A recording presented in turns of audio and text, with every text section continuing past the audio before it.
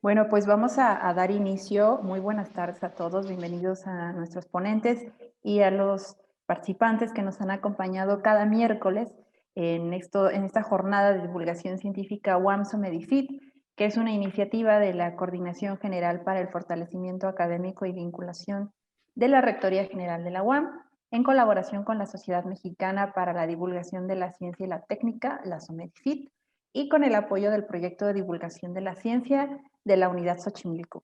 En esta ocasión tenemos nuestra 13ª sesión de los miércoles de divulgación de la ciencia y esta vez les presentaremos el tema Modelos de comunicación de la ciencia. Para esto me voy a permitir presentarles a los ponentes que nos van a acompañar en la sesión del día de hoy. Vamos a comenzar con el doctor Nemesio Chávez Arredondo, quien ya en más de una ocasión nos ha acompañado como ponente en las sesiones. Él es licenciado en Biología y doctor en Ciencias Sociales y Humanidades por la UAM. Ha sido director y subdirector de investigación y colecciones del Museo de Historia Natural de la Ciudad de México. Ha impartido los cursos de Biología Molecular, Química General, Orígenes y Evolución de la Vida y Procesos de Evolución Orgánica en la UAM Unidad Iztapalapa. Profesor de Fotografía y Elaboración de Audiovisuales en la Universidad Pedagógica Nacional y profesor del Seminario Comunicación de la Ciencia en el Instituto de Neurología. Fue ganador del Premio Nacional de Divulgación de la Ciencia en el 2018. Actualmente es profesor investigador del Departamento de Ciencias de la Comunicación de la UAM Unidad Coajimalpa y además es vicepresidente del Consejo Directivo 2020-2022 de la SOMEDIFIT. Sea usted bienvenido, doctor Nemesio. ¿Qué tal? Buenas tardes. Buenas tardes. También les presento a la doctora Gabriela Frías Villegas. Ella estudió matemáticas, lengua y literatura inglesas modernas y comunicación de la ciencia. Además es doctora en filosofía de la ciencia por la UNAM. Ha publicado más de 70 artículos de comunicación de la ciencia y ha impartido un número similar de pláticas, además de varios capítulos de libros. Ha sido curadora de festivales de arte y ciencia como La Danza de las Neuronas, el ALEP, Las Fronteras de la Física y Ciencia, Ficción, Ciencia. Obtuvo el primer lugar del primer concurso de divulgación de la ciencia del CONACYT y el reconocimiento Sor Juana Inés de la Cruz que otorga la UNAM. Sus intereses de investigación son los procesos de comunicación de la ciencia desde los institutos de investigación científica y los puntos de encuentro entre la ciencia, la literatura y el arte. Actualmente es comunicadora de la ciencia en el Instituto de Ciencias Nucleares de la UNAM. Bienvenida, doctora Frías. Muchas gracias, es un placer estar aquí con ustedes. Gracias. Y finalmente presento al doctor André Dorcé Ramos. Él es licenciado en Comunicación Social por la UAM Unidad Xochimilco y doctor en Estudios de Medios y Comunicación por el Goldsmiths College de la Universidad de Londres. En 1998 produjo y dirigió el documental Salud y Nutrición en Yucatán, bajo los auspicios de la Fundación Mexicana para la Salud. También trabajó como editor de noticias en halo.com. En 2007 diseñó y coordinó el primer proyecto de defensoría del televidente en México para el Canal 22, donde además fue nombrado defensor del televidente. Además, participó como coordinador del Núcleo de Comunicación en la conformación de la Unión Científicos Comprometidos con la Sociedad, UCCS. Ha sido profesor del posgrado en Políticas y Gestión Cultural y miembro del claustro de profesores del posgrado en Ciencias Antropológicas de la UAM Unidad Iztapalapa. Actualmente es profesor investigador del Departamento de Ciencias de la Comunicación de la UAM Unidad Coajimalpa. Bienvenido, doctor Dorcé. Muchas gracias, un gusto estar entre ustedes. Saludos, gracias por la invitación. Gracias a usted. Les platico la dinámica de la sesión. El día de hoy, cada ponente va a tener 15 minutos para su exposición de ideas, donde va a ser una exposición completamente libre en torno al tema.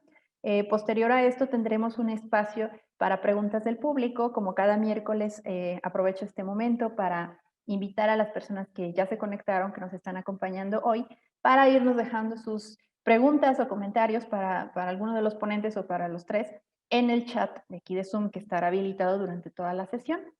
Y finalmente, una vez que pasemos después de la sesión de preguntas, tendremos un espacio para las conclusiones o consideraciones finales de cada ponente, donde cada uno tendrá ahora 5 minutos libres para esto. con la finalidad de que llevemos el tiempo de manera correcta. Va a aparecer un temporizador, una pantalla azul con un reloj cuando les falte 1 minuto para concluir. Así que en el caso en que estén ustedes compartiendo alguna presentación, se les va a interrumpir con la pantalla del temporizador. Y bueno, sin más, vamos a comenzar. El orden de participación va a ser el mismo en el que fueron presentados. Entonces, déjenme dejar de compartir. Y comenzamos entonces con el doctor Nemesio Chávez, quien tiene la palabra por 15 minutos. Muchas gracias, Celia. Buenas tardes nuevamente, Gabriela. ¿Qué tal, André? Bienvenidos nuestros asiduos de esta comunidad, de esta pequeña comunidad que se ha ido formando a lo largo de estas semanas, y esperemos que se fortalezca en el futuro. Modelos de comunicación de la ciencia es el tema del día de hoy. Hay muchas maneras de enfocar el concepto dentro de la comunicación de la ciencia, y de suyo el enfoque del concepto mismo del modelo es bastante amplio. Yo me voy a referir específicamente a una idea muy concreta que he tenido a lo largo de mi experiencia como comunicador de la ciencia, con esta idea de modelo, ¿no? Entonces, debo decir que la mayor parte de mi vida me he dedicado a la comunicación de la ciencia práctica, digamos, haciendo una serie de cuestiones que yo llamo acciones de comunicación. Ese es el concepto, acciones de comunicación, en varios temas, etcétera, en varias circunstancias, en diferentes instituciones. Y la primera parte de mi vida profesional, digamos, ocurrió en este ámbito de la práctica profesional de la comunicación de la ciencia. Y luego, ya en los últimos años, he tenido la oportunidad y la obligación de hacer una reflexión teórica, un análisis de esta misma práctica específicamente, ¿no? O sea, he estado haciendo un cierto tipo de actividades a lo largo de los años, y llegó un momento en que había que reflexionar teóricamente sobre el asunto, y en esto consistió un poco mi trabajo en el doctorado y mi tesis, y etcétera, fue más o menos en lo que estuve trabajando, ¿no? Y esto partió del hecho de recopilar de alguna manera las diferentes formas, los diferentes momentos en que tuve que hacer acciones de comunicación. Les decía que el concepto es acciones de comunicación, porque hay muchas maneras de comunicarse, hay muchas circunstancias de comunicación, muchas necesidades específicas de comunicación, y entonces cada una de ellas es una acción de comunicación diferente. ¿A qué conclusión llegué yo en términos de poder ofrecer, de poder explicar un modelo que explicara eso que en la práctica había estado haciendo yo por muchos años, y que uniera, compendiara ese tipo de acciones diversas que hacía yo sintiendo que trabajaba en la comunicación de la ciencia? Y a raíz de eso generé un pequeño modelo que está inspirado en un viejo modelo también, y yo le hice algunos ajustes que pudieran explicar todas las veces en que yo había incurrido en la comunicación de la ciencia, digamos. Entonces, lo primero que tenemos que reconocer es que toda acción de comunicación, comunicación de la ciencia específicamente, para hacerse, no para analizarse, sino le estaría yo hablando en este momento a aquel que quiere comunicar, que quiere ser comunicador, que quiere hacer una acción de comunicación que genere un producto de comunicación. Le estoy hablando al comunicador, no le estoy hablando al comunicólogo, que es capaz de hacer el análisis de ese producto ya terminado, darle vuelta, revisarlo, etcétera. Me estoy refiriendo al acto previo, a la acción de construir. Vamos a construir un producto de comunicación en virtud de que estamos realizando una acción de comunicación. Y para que eso ocurra, tiene que haber una serie de elementos fundamentales. Si esos elementos fundamentales no están presentes previamente, entonces es probable que no funcione nuestra acción de comunicación, ¿no? ¿Cuáles son esos elementos fundamentales? Eso es algo bastante lógico. Para construir una acción de comunicación necesitamos qué vamos a comunicar, ¿no? ¿Qué es lo que nos interesa en términos de contenidos, carne? ¿No? ¿Qué es lo que queremos comunicar? ¿No? Esos son los temas, esos serían los temas. En el caso de la comunicación de la ciencia, son los temas de la ciencia y hay muchísimos temas, ¿no? Hay una enorme variedad y riqueza de temas. Perdón. Por una parte, ese es un elemento fundamental. Cualquier comunicador de ciencia, entonces, tiene que conocer, de alguna manera, el tema, y conocerlo a profundidad, y conocerlo a cierto nivel de cabalidad, porque solamente así va a poder trabajar sobre el tema con eso que llamamos capacidad de recreación, ¿sí? Que la comunicación de la ciencia tiene esa recreación. Entonces, punto número 1, conocer el tema. Hay que buscar la manera de conocer el tema. Un especialista en una ciencia dura, por definición, más o menos conoce su tema. Quien no conoce el tema, pues, tendrá que estudiarlo y profundizar en el tema, ¿no? Ahí no hay salida. Para poder comunicar algo bien dentro de este modelo, hay que tratar de conocer lo más profundamente posible el tema, ¿no? Y lo mismo, conocer lo más profundamente posible el otro elemento que juega fuertemente en la construcción de una acción de comunicación, que es el público, ¿no? El público es absolutamente fundamental. Es probablemente no el punto de partida, digo, no es el tema el punto de partida de la acción de comunicación, sino más bien el público. El público es el que nos da la razón, el que nos establece la necesidad, el que comienza el diálogo para que nosotros decidamos hacer una acción de comunicación.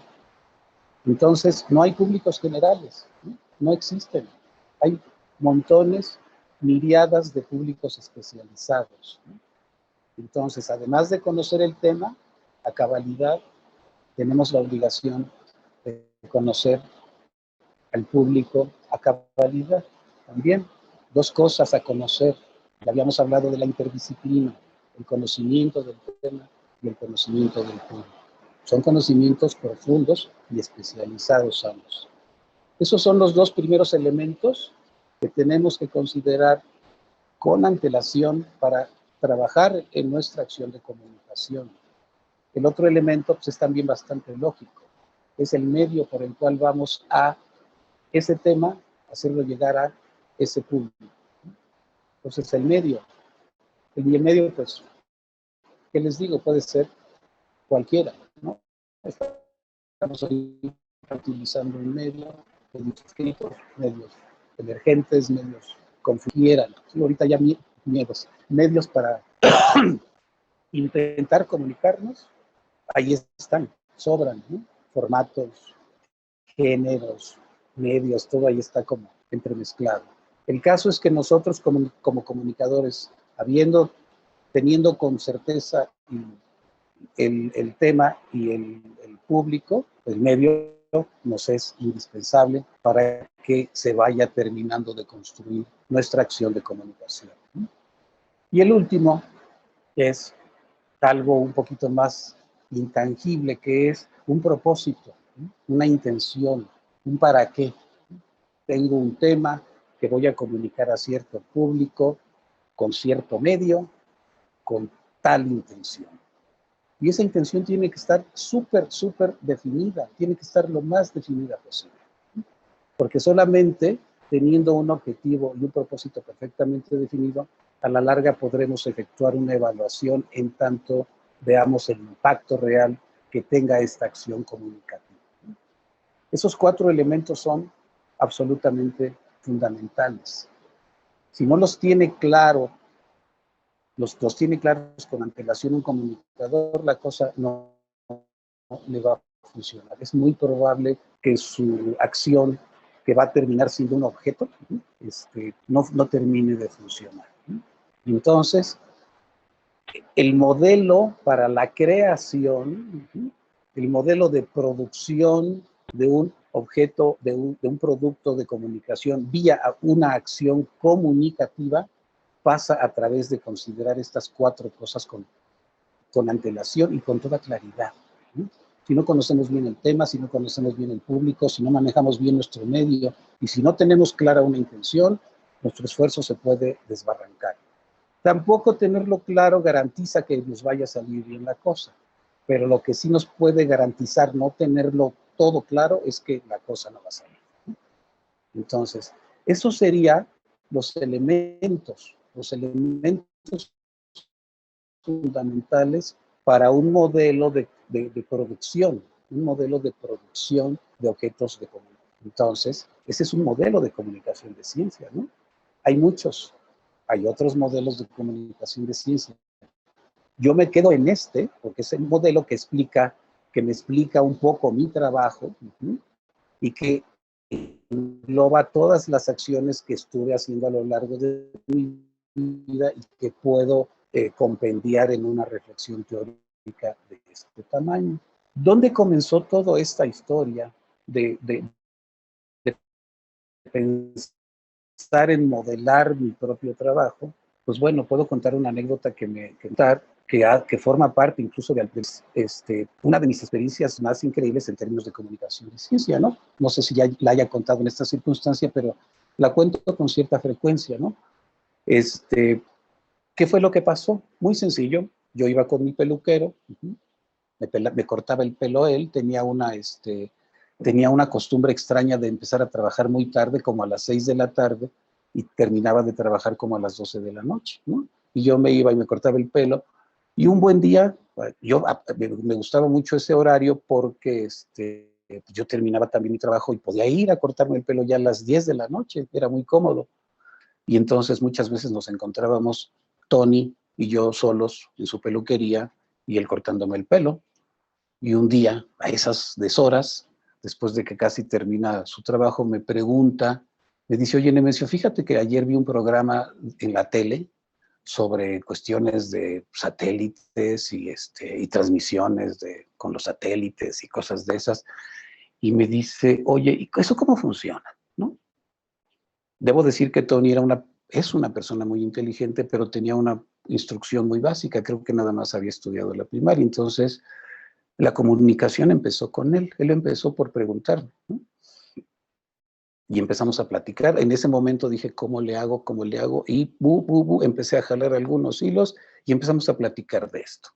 Y por supuesto le hablé de la fuerza de la gravedad y de la tecnología de lanzaderas de cohetes y de las órbitas geoestacionarias, etcétera. Todo esto le empecé a hablar de una manera muy gradual.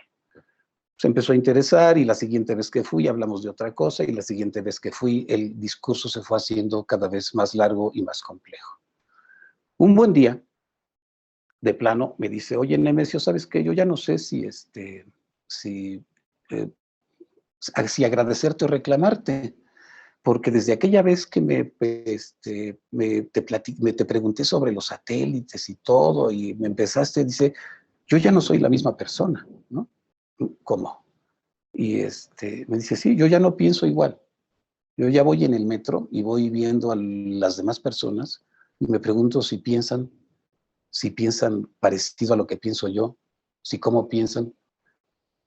Y yo dije, uy. Y bueno, ya para no hacerles el cuento largo, en una siguiente ocasión llegó con un pequeño cuaderno. ¿Se acuerdan que les dije que él había estudiado la primaria y entonces tenía una letra muy grande y no era una letra linda? Y entonces en un pequeño cuadernito había empezado a escribir y me dice, fíjate que ya estoy empezando a escribir las cosas que estoy pensando, ¿no? Y eso a mí, por una parte me llenó de orgullo, pero por otra parte me destrozó el corazón porque me pregunté, ¿y ahora cómo hago para que esta persona vuelva a recuperar la calma espiritual, ¿no? Después de que se destapó por ese lado, ¿no?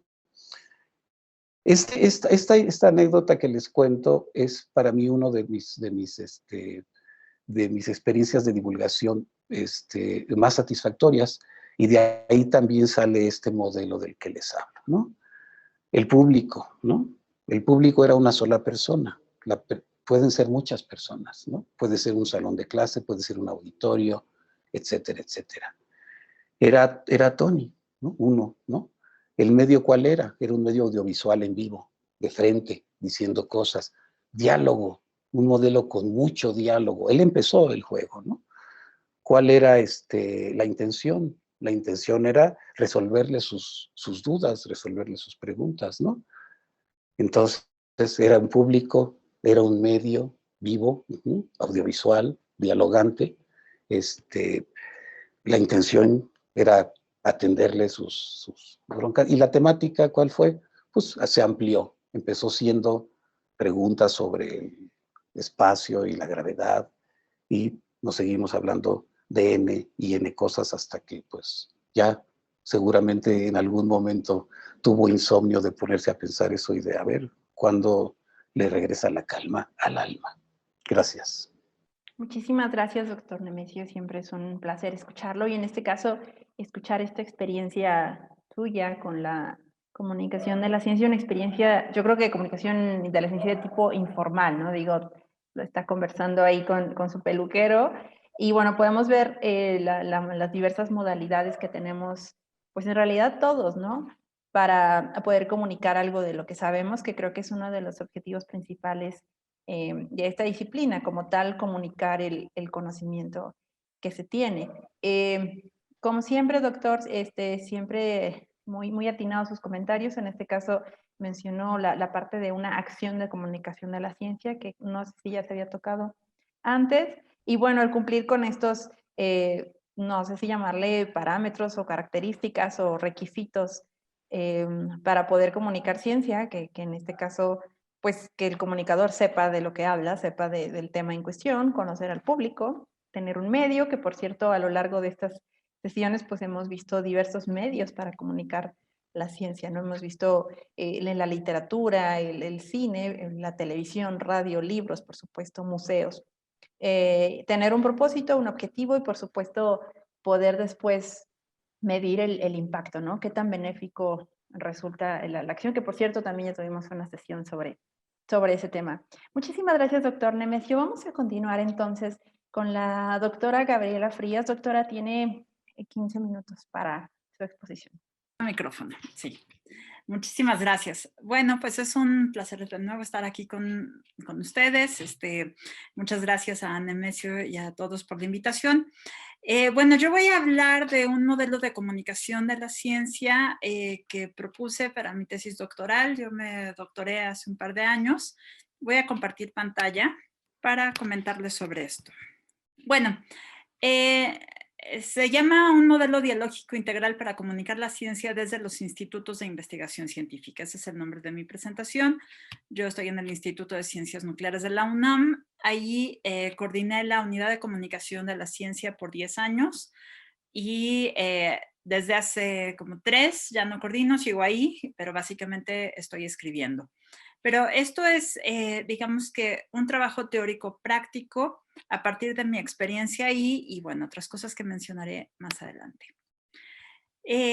Como jefa de comunicación de la ciencia del instituto, pues tuve acceso y tuve la oportunidad de ver muchos experimentos interesantes en los que estaba involucrado el instituto.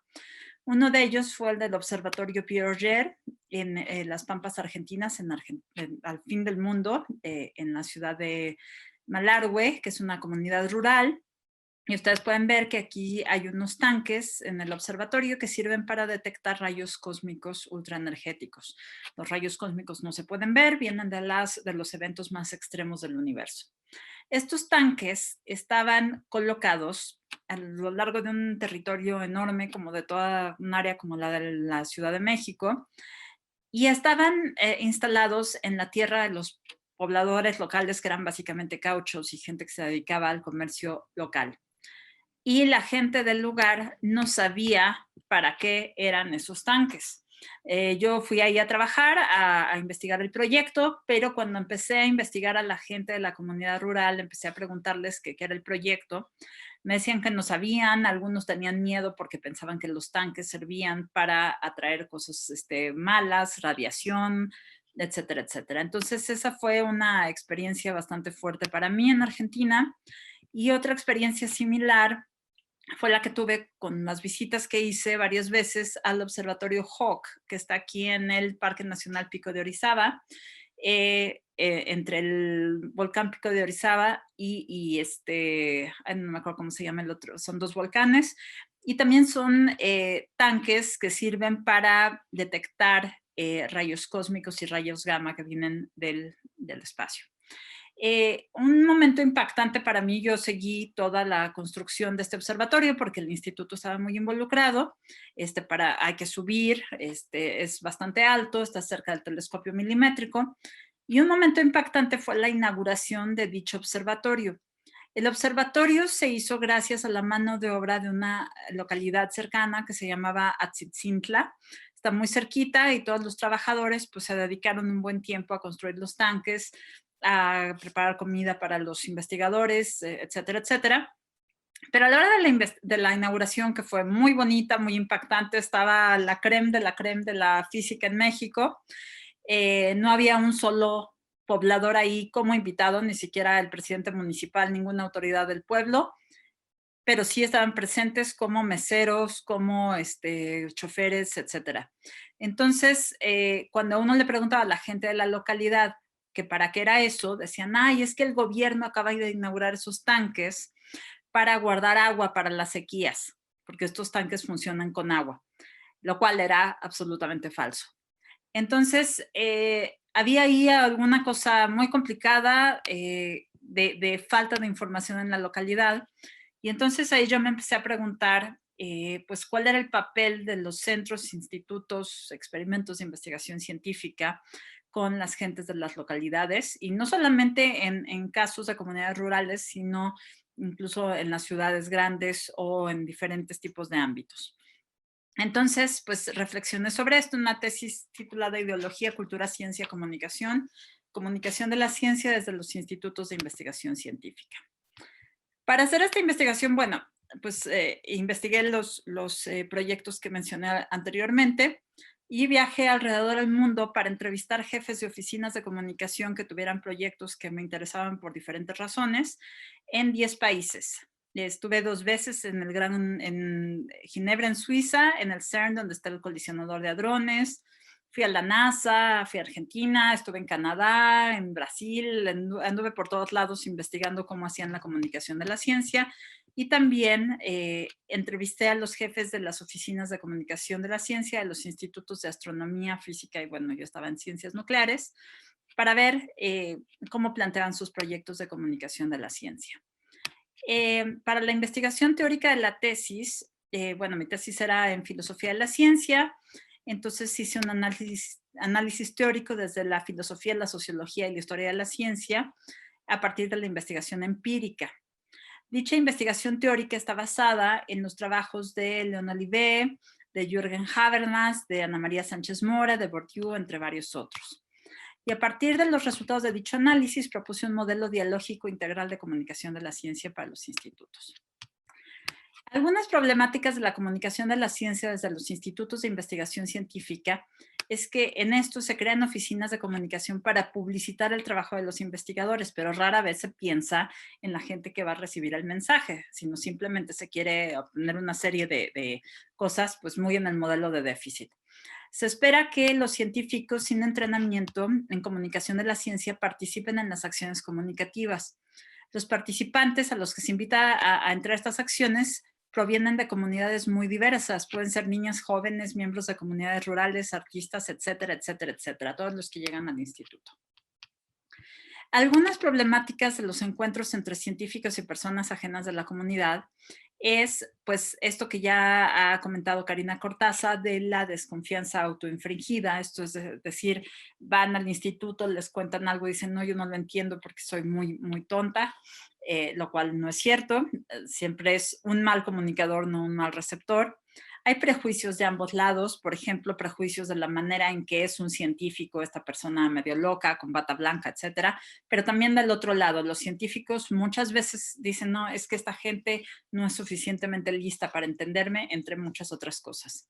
Entonces hay representaciones equívocas de ambos lados, hay lenguajes inconmensurables porque los científicos pues hablan con el lenguaje de la ciencia, el lenguaje especializado, y el resto de la gente que no ha sido entrenada en este edificio no lo entiende. los participantes son de mundos diferentes, de hecho, como dice Kuhn, o sea, tienen contextos diferentes, historias diferentes, idiomas diferentes. No me refiero a idiomas simplemente español, inglés, sino matemáticas y español, etcétera. Hay una jerarquización artificial de saberes. Cuando uno entra a un instituto de ciencia, todos piensan que la ciencia es lo más importante de todo. Y aunque la ciencia es crucial para muchas cosas, pues hay muchos saberes importantes también. Nemesio ya comentó la falacia del público general, que no hay tal, y hay diferencias en los valores de los participantes. Entonces, el modelo normativo que yo propuse en este modelo, los miembros de las unidades de comunicación de la ciencia funcionan como mediadores entre los científicos y las comunidades que se acercan a las acciones comunicativas. Es un modelo normativo para pues, tener alguna guía de cómo actuar en ciertos momentos. En una primera fase, son 3, los miembros de la unidad de comunicación de la ciencia impulsan la creación de centros o esferas públicas de comunicación. Este es un término de Habermas. Las esferas de comunicación pues, son simplemente espacios seguros para llevar diálogos libres. Es decir, todos pueden opinar, todos pueden protestar, todos tienen el mismo derecho, científicos o gente de otras comunidades. En las esferas hay una comunicación sin restricciones y sin dominación, es decir, otra vez, no se considera en este modelo que los científicos son más importantes que cualquier otro miembro de la acción comunicativa, ni que los divulgadores, ni que la gente que se acerca. Aquellos actores que acepten la invitación a participar en las acciones comunicativas escogerán un tema de discusión o aceptarán uno propuesto por los comunicadores de la ciencia. El concepto de hospitalidad es fundamental. Y esto fue algo que estuve trabajando mucho con esta idea de abrir el instituto para que la gente pudiera entrar y se sintiera bienvenida. Eso, por supuesto, ahorita no se puede hacer. Bueno, en esta parte, en la segunda fase, el encuentro dialógico se da en el contexto del mundo de la vida, que es otro concepto de Habermas. El mundo de la vida comprende la cultura, la sociedad, la personalidad, todas las facetas en diferentes niveles de la gente. Por ejemplo, en la parte de la cultura quiere decir los códigos de conducta similares entre grupos culturales. En este modelo se reconoce el multiculturalismo. Es decir, se reconoce que hay muchas culturas científicas, no solo una. Hay un estudio muy interesante de las culturas de física de Luis Reyes Galindo, que detectó al menos 8 culturas diferentes en términos de códigos, de lenguajes inconmensurables, de rituales, en la física nada más. Y bueno, no digamos entre la gente de fuera que se acerca a las acciones comunicativas. En términos de mediación, los comunicadores de la ciencia recrearán el conocimiento científico, pues con las técnicas que ya conocemos en distintos medios, para hacerlo accesible y agradable para los miembros de las comunidades ajenas a la ciencia. Los comunicadores de la ciencia aprenderán sobre las comunidades externas a los institutos y le proporcionarán el contexto a los científicos. Es decir, los comunicadores de la ciencia aprenden sobre todos y les dan contexto a ambas partes. En la tercera fase se impulsará un diálogo en el que todos los participantes actúan comunicativamente y aprenden sobre los marcos conceptuales de los demás. Ojo, la diferencia de este modelo con otros es que los científicos tienen que aprender sobre los que vienen al instituto a platicar con ellos. O sea, si vienen de una comunidad rural, tienen que saber de dónde vienen, qué hacen, a qué se dedican. Si son artistas conceptuales, tienen que acercarse a su arte, etcétera, etcétera.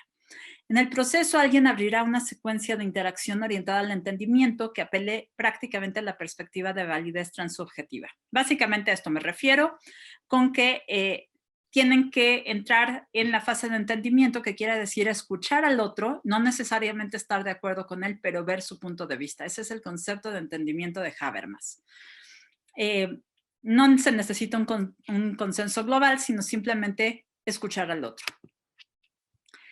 Y algunos de los resultados que se esperan al usar el modelo dialógico integral es que todos los participantes aprenderán sobre los conocimientos, los valores, las acciones rituales del interlocutor, científicos y gente de otras comunidades. También aprenderán sobre los valores, las acciones, los rituales, todo.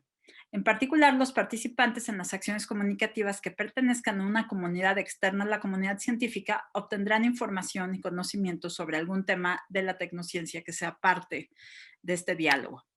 Todos los participantes atravesarán por una transformación epistémica, axiológica y lingüística, es decir, se transformarán cuando aprendan del otro, aprendan sobre sus valores, sobre sus lenguajes, etcétera, etcétera. Esto es algo que hemos hecho muchas veces en la práctica y modificarán sus marcos conceptuales.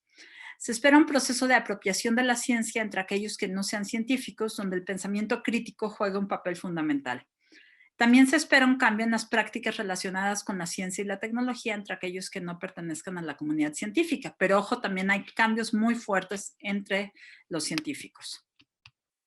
Y bueno, alrededor de, basándome en este modelo, propuse una nueva definición de comunicación de la ciencia. Yo tomaba antes la definición de Ana María Sánchez Mora de divulgación, digamos que esa es la definición previa para mí.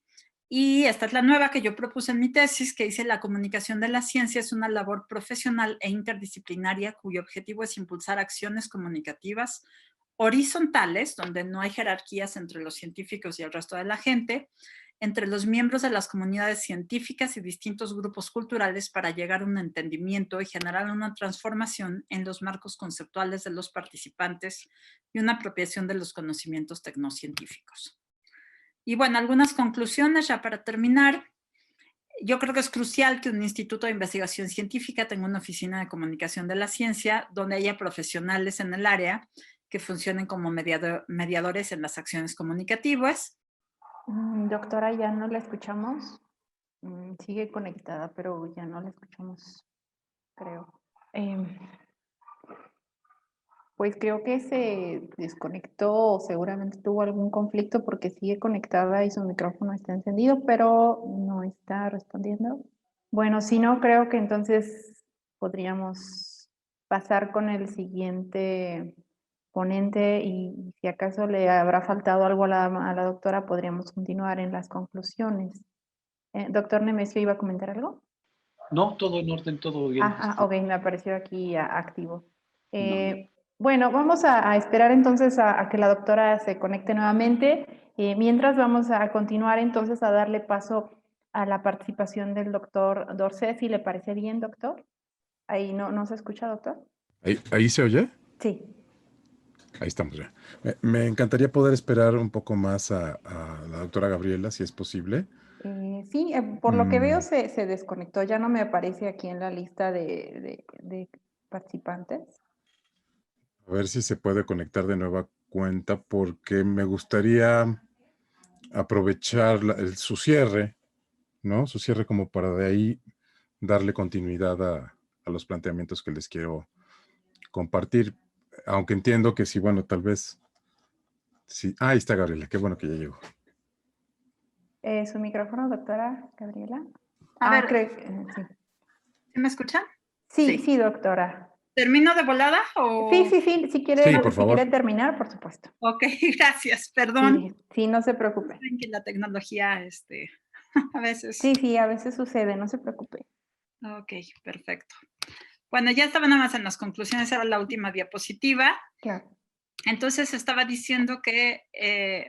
¿sí se está viendo la pantalla? Sí. Sí, se ve. Es esencial para un instituto de investigación científica tener una oficina de comunicación formada por profesionales en el área que funcionen como mediadores en las acciones comunicativas. El uso del modelo puede impulsar entendimiento entre los actores que participan en acciones comunicativas sobre temas relacionados con las tecnociencias. Y este modelo puede tener muchos ámbitos de aplicación dependiendo de los medios, estrategias, objetivos que elija cada oficina. Ahora, este modelo está pensado para acciones comunicativas pre-pandemia. O sea, a mí jamás se me ocurrió en ese momento pensar que nos íbamos a estar reuniendo así. Entonces, mi siguiente paso va a ser pensar en modelos similares, horizontales de comunicación entre gente de muchas comunidades, también en el modo virtual, porque no sabemos a qué nos va a llevar esto. Y perdón por la interrupción, muchísimas gracias. Con esto termino. No se preocupe, doctora Gabriela, suelen suceder, como usted lo comentaba, nos hemos tratado de adaptar, creo que todos o la mayoría, a la nueva modalidad virtual. Por supuesto, también su modelo se tendrá que que adaptar también. Bueno, pues muchísimas gracias, doctora, por este modelo que por lo que veo fue el utilizado o el que usted elaboró para su tesis de doctorado, cosa que me da mucho gusto. Siempre es importante tener este tipo de conocimientos, sobre todo conocimientos formales, ¿no? De cómo es la formación de un comunicador de la ciencia. Justo ahí tocó un tema que ya se ha venido tocando en otras sesiones, de no aventar al ruedo a un científico a comunicar ciencia, ¿no? No porque lo sea o sea un experto del tema, podría en automático volverse comunicador de la ciencia, ¿no? Ya se ha tocado en algunas sesiones anteriores, inclusive en toda la formación, valga la redundancia, formación formal que tendría que tener un científico o una persona para ser comunicador de la ciencia, ¿no? Y también este punto importante que ya han tocado tanto el doctor Nemesio como usted, que es la parte del no público en general. Creo que yo también personalmente voy a dejar de utilizar el término de público en general, ya que veo que hay diversos tipos de públicos y cada uno es especializado. Entonces, como les digo, cada sesión vamos aprendiendo cosas de ustedes. Bueno, pues muchísimas gracias, doctora Gabriela. Vamos entonces ahora sí a dar paso al doctor Dorcé. Así que adelante, doctor, tiene sus 15 minutos para la exposición. Muchas gracias, encantado por esta invitación tan generosa que me hacen, de poder compartirles algunas ideas y reflexiones que pues son también de carácter preliminar. Quiero especialmente agradecerle a Gabriela por esta riquísima experiencia de ofrecernos, bueno, y a Nemesio también, por supuesto, pero con Nemesio tengo ya más contacto y conozco más su trabajo, el cual admiro y respeto, pero es la primera vez que directamente escucho a Gabriela y me encuentro súper estimulante el trabajo y el ejercicio de organización, interpretación, intervención en el ámbito de la comunicación de la ciencia. Me parece muy productivo el esquema y el modelo que manejas, Gabriela, y gracias por eso, porque quería justo escuchar tus palabras finales en esta primera intervención, porque, y bueno, y además, ahora que regresas después de que se fue la señal de internet, o que se interrumpió la señal de internet, me dio todavía más pauta a un punto que quiero, con el que quiero empezar este diálogo, o bueno, continuar este diálogo en realidad, continuar. Y es la idea de la incertidumbre. La incertidumbre como una fuerza, como un campo de organización, ¿no? Un campo de organización de la vida.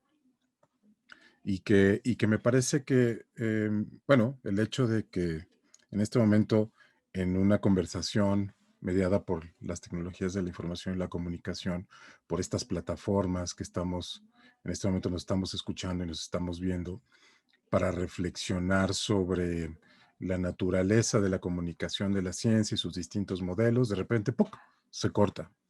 Se corta porque todos los dispositivos técnicos, tecnológicos, etcétera, encuentran con algún fallo, con algún error, con alguna interrupción, ¿no? Y evidentemente eso no solamente nos habla de la incertidumbre, sino también de la contingencia. Y me parece que la contingencia lo que habilita como noción, vinculada también a la incertidumbre, es la posibilidad de responder y sobre todo de adaptarse. Entonces hay un conjunto de nociones. Hay una triada de nociones que son importantes en este planteamiento. Una es la incertidumbre, la otra la contingencia y por lo tanto también la acción, ¿no? La acción en este momento consciente, vinculada por esquemas más o menos racionales, por el afecto también. Voy a mencionar muy brevemente el afecto más adelante, o lo afectivo en todo caso, pero como parte también de los esquemas de racionalización que se movilizan en las formas de producción de conocimiento.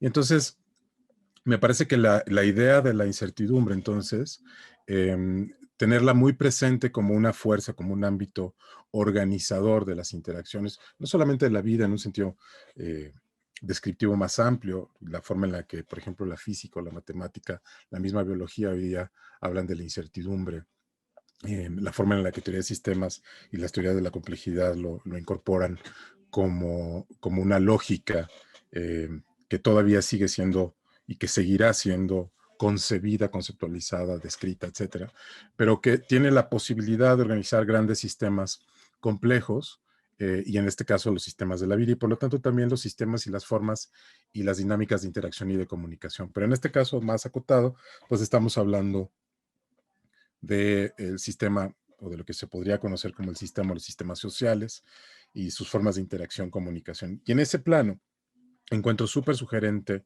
lo que planteas, Gabriela, sobre las unidades de comunicación de la ciencia, por un lado.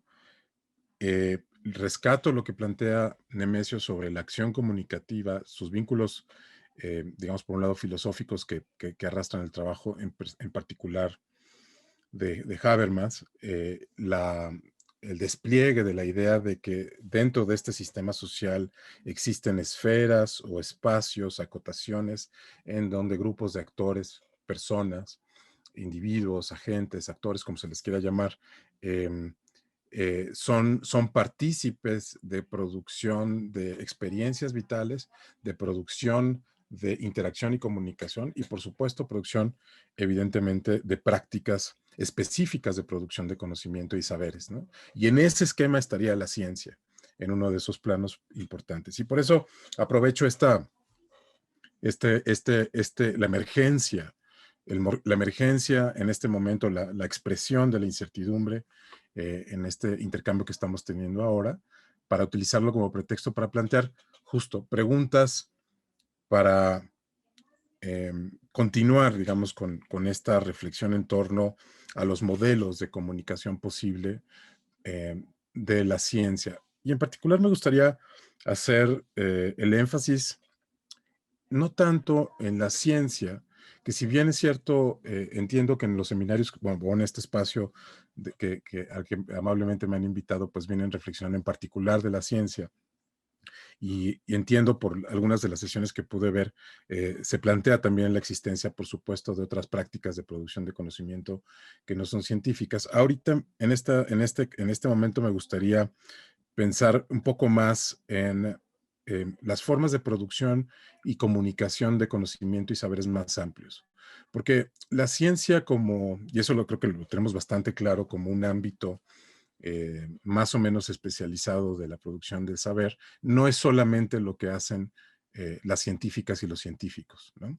Hay marcos organizativos importantes de distintas naturalezas y distintas configuraciones, ¿no? Hay actores institucionales, organizacionales, de la iniciativa privada, que en todo momento son partícipes activos en la producción de estos conocimientos, y que son cosustantivos también a la práctica científica. Ahora, eh, eh, hablabas, y eso me conmovió también, Gabriela, sacaste la fotografía de León Olivé, lo cual me conmovió porque pues, es alguien a quien yo también respeté mucho. Me hubiera gustado poder dialogar más con él, pero desafortunadamente ya no está con nosotros. Pero una gran inspiración su trabajo sobre la reflexión respecto a la naturaleza de la producción de conocimiento y sus implicaciones, por un lado, sociales más amplias, pero también políticas, ¿no? Y por eso también la relevancia, me parece, en el modelo que tú estableces, de algunas nociones que quisiera rescatar en este momento. Una es dos que quisiera rescatar, tanto el trabajo de Nemesio como de lo que acaba de plantear Gabriela. Uno es la idea de la cultura o lo cultural, eh, para responder o contestar un poco esta idea, por un lado, de que existen culturas, de formas de producción, de difusión y de apropiación del conocimiento científico, por un lado, y la otra, de que esas culturas de alguna manera pertenecen a algún tipo de comunidad o forma de organización singular. Me gustaría problematizar, y con esto enfilar como la primera parte de mi intervención, los límites, o reconocer, aunque sea como esbozo, los límites de estos dos conceptos en términos de cómo se vinculan con la producción de conocimiento, su difusión, divulgación, comunicación, etcétera, en contextos específicos, porque creo que algo que Gabriela pone en la mesa, y también Nemesio con el ejemplo práctico del peluquero. Por cierto, yo hace ya mucho que no voy al peluquero porque no hay mucho que cortar, pero En todo caso, lo importante de esa experiencia empírica es la ilustración, la expresión de la individualidad del peluquero. Por un lado, la singularidad de la situación en la comunicativa, ¿no? Del foro, del espacio, de los medios que se tienen para explicar, para compartir un conocimiento. ¿Y cómo se vincula eso con la idea precisamente de la singularidad sociocultural o sociodemográfica que normalmente las instancias de comunicación de la ciencia y en general el quehacer científico siempre tiene que tomar en cuenta, ¿no? No tanto esta idea del público en abstracto, sino conjuntos discretos de personas, de grupos, de comunidades, de barrios, de colonias, de vecinos, de vecinas, de ciudadanos y de ciudadanas, ¿no? Que son susceptibles de ser transformados vía la comunicación de conocimiento, ¿no? En ese sentido me gusta el planteamiento que hace Nemesio de la comunicación como la producción también de identidad, en el sentido de producir en el ejercicio de la acción comunicativa, producir ese espacio en común, el espacio en común que intersecta a la comunicadora de la ciencia o a la científica con otra persona, ¿no? Y que se produce ese espacio en común. Entonces, la incertidumbre también se expresa en las formas en las que se da y emerge la diversidad de públicos o de audiencias, de escuchas, de lectores, de lectoras, de televidentes, de internautas que atienden a la difusión de conocimientos específicos a través de las tecnologías de la información y la comunicación, y que me gustaría caracterizarlos como un conjunto de actores en esta red o en este conjunto de redes. No me refiero a Internet, sino me refiero a las redes en el sentido de una forma de organización social en particular, a través de la cual se difumina, se dispersa, se divulga, se transmite, se enseña el quehacer de la ciencia por un lado y el conocimiento o los conocimientos que producen las ciencias y que a su vez están configurados y co-constituidos por otro conjunto de prácticas sociales que les dan sentido. De eso sabemos especialmente por la forma en la que la sociología de la ciencia nos ha dejado mucho conocimiento sobre las formas de organización, interacción y cómo se produce el conocimiento científico, pero también la antropología nos ha descrito cómo en realidad hay un conjunto de actores que trascienden por mucho al científico loco con el la bata y el estereotipo pues del científico hombre blanco, dominante, jerarca, gran sabio, premio Nobel, etcétera, ¿no? Entonces, esto para poner como en lógica sistémica el problema de la divulgación, no del quehacer científico, sino de conocimientos específicos para grupos y personas específicas que están formadas en su experiencia vital por la incertidumbre y la contingencia, y que ven en sus distintos arreglos y formas de acceso a esos conocimientos la expresión de muchas identidades. Y por eso, digamos, la dinámica normativa del modelo de Gabriela me parece muy interesante, porque es una dinámica normativa abierta a la contingencia. Es decir, a la contingencia que se presenta frente a las identidades múltiples, diversas, de los públicos, de los ciudadanos, ciudadanas, que concebimos todas nosotras y nosotros que debemos formar a través de la comunicación de la ciencia. Y el contexto, y qué mejor contexto para explicarlo que esta contingencia epidemiológica, ¿no? O sea, que nos tiene en las cuerdas en muchos sentidos, que ha producido mucho dolor, mucha muerte, mucho desconcierto, y que al mismo tiempo pone de manifiesto un montón de cosas que estaban presentes, que no son invención o que no emergen solamente por la presencia de la pandemia, pero que sí se hacen más visibles. Una de ellas, en esta me quiero concentrar por ahora, es la idea de que hay una ciencia o un conocimiento científico que lo único que hay que hacer es divulgar y comunicar, porque están los ciudadanos y las ciudadanas que podrán ser efectivos ciudadanos y ciudadanas en la medida en la que entiendan y comprendan racionalmente eso que consideramos como conocimiento científico. Las evidencias en este momento nos ponen en la mesa circunstancias muy desafiantes para entender e interpretar en términos sociológicos, antropológicos, semánticos, semióticos también, ¿por qué no? Psicológicos, que ponen de manifiesto las muchas contingencias en las situaciones de recepción del conocimiento científico, ¿no?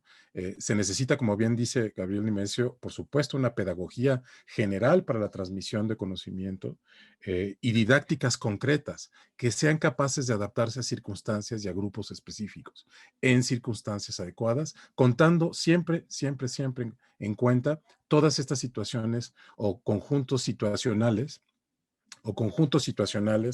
que estructuran, digamos, la forma en la que ese conocimiento científico puede ser apropiado y apropiado.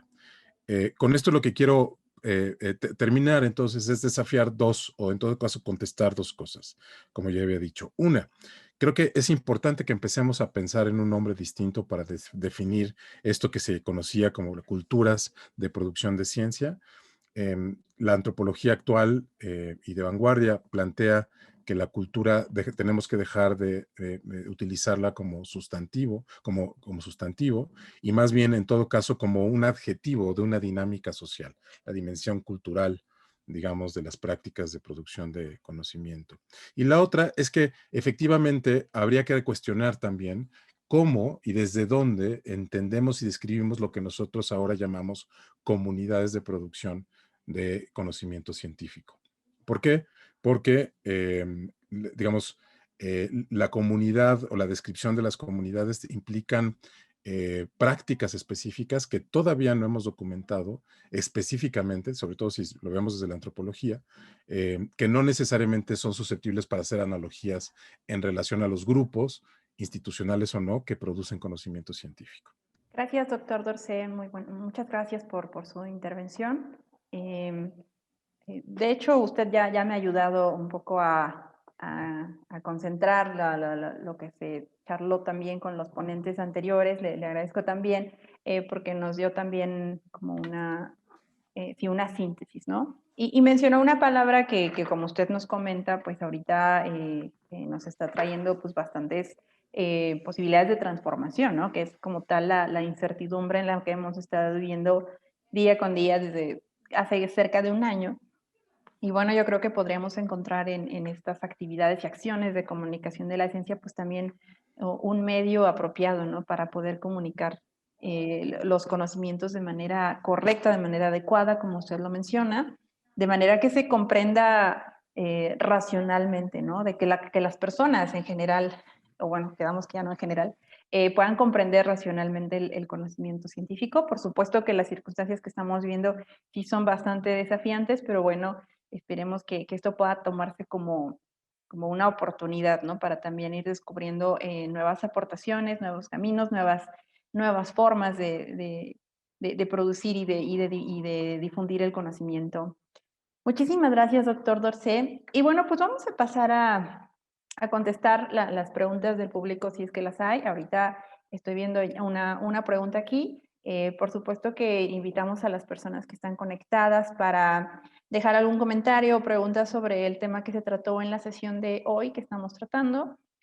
Bueno, para empezar, antes de ir pasando con las siguientes preguntas, tenemos una primera pregunta de parte de nuestro compañero Eduardo Villa, y él nos habla, bueno, les voy a leer lo que él nos comenta. Dice, muy interesante el modelo que comentó la doctora Gabriela, pero ¿cómo será posible dejar de lado esos prejuicios que tienen, tanto de los científicos como de los diferentes públicos, para transitar hacia esa zona de entendimiento mutuo? Bueno, Pues, doctora. es difícil dejarlos completamente, desde luego. Son cosas muy arraigadas, pero aquí es donde yo planteo la labor de los comunicadores de la ciencia, de las oficinas como mediadores. Voy a platicar sobre un caso en específico. Un grupo que también menciono en mi tesis de doctorado. Un grupo de artistas contemporáneos que hacían arte conceptual querían hacer una exposición sobre la gravedad, una exposición de arte contemporáneo conceptual. Se acercaron a mí me interesa mucho el tema del arte contemporáneo, por muchas razones, pero sobre todo en sus contactos con la ciencia. Y entonces querían que un científico experto en gravitación les explicara el tema. Entonces el director del instituto de ese momento, Miguel Alcubierre, aceptó darles varios seminarios, no solo uno, sobre este tema. Y después esto se hizo con la condición de que él también, o sea, se negoció todo esto para que él fuera a su vez, y otros científicos que participaron en este proyecto y comunicadores de la ciencia, a ver las exposiciones y el trabajo de los artistas contemporáneos. Y ellos también dieron seminarios, hicimos muchas reuniones conjuntas, algunas informales, otras formales, de modo que empezamos a conocernos unos a los otros. Y se daban situaciones muy interesantes, están documentadas. Esto fue un proceso como de un año donde realmente sí se hizo la exposición. De hecho, la exposición, la creación de la exposición consistió en que el grupo de artistas y el científico se subieron un avión y volaron para simular gravedad cero en un avión en Rusia. Y crearon una exposición que se llamó la gravedad de los asuntos, sobre gravedad desde la ciencia y el arte, y se presentó en Laboratorio de Arte Alameda y en Universum. Entonces, este es uno de mis casos de estudio más fuertes, y se daban cosas como la que les voy a contar. Estaba un día Ale de la Puente y Miguel Alcubierre, estaban platicando, y entonces Ale de la Puente le dice a Miguel, Ale, una artista contemporánea, le dice a Miguel, Miguel, ¿tú crees que la gravedad tuvo que ver en el tema de cómo funcionan las bombas atómicas?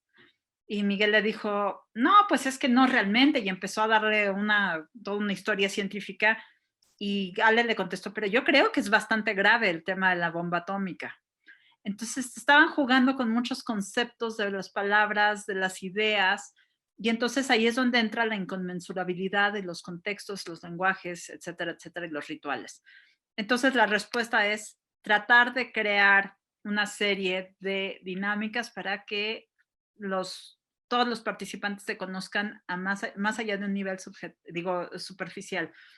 Ahora, esto desde luego es difícil día a día hacerlo en eventos rápidos, en eventos donde hay mucha gente, en eventos donde no tienen una duración larga, etcétera. Pero de esto se trataba el modelo, de encontrar modos de el conocimiento para después entrar al entendimiento mutuo, que quiere decir ver el punto de vista del otro aunque no estés de acuerdo. Y entonces llegar a un entendimiento donde todos ven el punto de vista del otro. Es eso. Gracias, doctora. ¿Alguno de los ponentes quiere comentar al respecto sobre esto? Aquí se trata, es muy interesante la idea de la pregunta tiene que ir, va por el lado de los prejuicios, ¿no? De los que se tienen unos con otros. Entonces, primero lo que hay que hacer es tener una inteligencia muy generosa y estar completamente abiertos a los diferentes públicos. En este caso, para uno, todos los demás son públicos. Y eso quiere decir que uno debe ser muy generoso para tener atención, para entender, o sea, ya la parte más fina de entender al otro, finalmente, ese es como el extremo de todo esto, ¿no? Entonces, pues esos prejuicios de entrada y enciclopédicamente deberían estar desechados, teóricamente. O sea, decirle a cualquier persona que si va a comunicarse o va a entrar en una acción de comunicación o lo que sea, pues tiene que tener una consideración con el otro que lleve como a un sentimiento de igualdad, ¿no? Entonces es una posición un poquito idealista, pero esos tendrían que ser así, desechados los prejuicios. O sea, si vamos a traer a alguien con el prejuicio, vamos a quitárselo mejor, ¿no? De alguna manera, el modelo que presenta Gabriela es súper interesante porque trabaja es ese modelo de mediación donde se trabaja a un público. Por un lado, yo lo vería como eso, ¿no? Al público que va a ir al instituto, y por otra parte al público que son los investigadores científicos, que de alguna manera tienen que aprender a soltar para que esos extremos se toquen vía el trabajo de la intermediación. Es otro esquema de comunicación donde de un público pasa al comunicador, que le llama mediador. Es una comunicación más compleja, muy interesante en ese sentido el modelo, pero lo que tiene que tener es como decirle a unos y a otros, pues vamos a jugar todos como en lo mismo, ¿no? Idealmente. ¿Qué es lo que tiene que hacer el mediador, el comunicador? Pues hacer ese trabajo, ¿no? Fino, ajustar, está modulando, está modulando. Finalmente, el comunicador lo que hace es modular todos los elementos que tiene para comunicar y propiciar que se junten en el mismo sitio, por decirlo de alguna manera. ¿Qué se tiene que juntar ahí? Pues el saber de un especialista que sí tiene ganas, pero que no es tan ducho, pero que le puede explicar a esta persona para que ésta la interprete de tal manera, y es todo un trabajo, un camino de comunicación muy peculiar, ¿no? A mí esta experiencia que acaba de relatar Gaby también, pues me recuerda algo que en términos de contacto con los diferentes niveles de público hicimos hace muchos años en el Museo de Historia Natural, con una pieza de arte increíble que se llamó el Códice Cerámico de la Evolución, que era un mural de cerámica de alta temperatura de 27 metros de largo por 3 metros de alto, construido en piezas de 30 centímetros, hechas desde que se hicieron los lodos y toda la técnica artística del trabajo de cerámica de alta temperatura. Pero también hicimos el trabajo al mismo tiempo de enterar a los niños, que hicieron los diseños finales de todo eso, de qué era la teoría de la evolución, por ejemplo, y de cuál era la historia de la vida en la Tierra, ¿no? Entonces hubo que hacer un intercambio de todos estos saberes para que después de los años se generara una pieza de estas dimensiones, ¿no? Donde se explica desde el origen del planeta hasta el futuro de la humanidad en términos de evolución. Y es una pieza hecha por niños que a final de cuentas es una joya artística, ¿no? Termina siendo eso después de que el esfuerzo es conscientemente de comunicación, de divulgación de ciencia, y donde están involucrados actores que saben, especialistas en el trabajo, en la teoría de la evolución, especialistas en la técnica de la cerámica de alta temperatura, especialistas en el manejo de un taller artístico para niños y, por supuesto, los artistas, los niños, ¿no? Y entonces, al final de cuentas, eso es una súper compleja acción comunicativa donde participan todos estos agentes y generan un producto que comunica, ¿no? Y que además es arte, es una joya, ¿no? Entonces, no, o sea, de origen, pues hay que quitarse los prejuicios y ya, sacudírselos y vamos a ponernos a trabajar. ¿Quién va a trabajar? Pues los que no, pues no. Los que tengan prejuicios, pues no. Es una actitud un poquito idealista, pero así debería ser. Muchas gracias, doctor. Adelante, doctor Dorcé. Sí, Quería comentar. sí, hay una pregunta aquí de Omar Rodríguez que pregunta, dadas las exposiciones, me surge la siguiente duda: ¿cuál es la diferencia entre divulgación científica y comunicación científica, o bien divulgación de la ciencia o comunicación de la ciencia?